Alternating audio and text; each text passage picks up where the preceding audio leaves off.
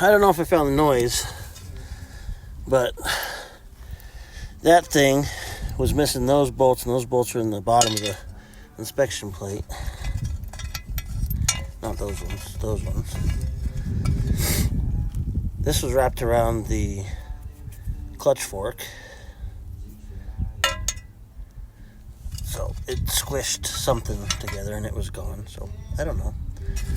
All that stuff was in there too. Yummy. So I started it. I found it.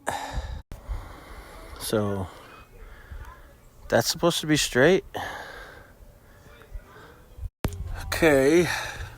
I gotta take all that off so I can get to the inspection cover and really see what the problem is in there.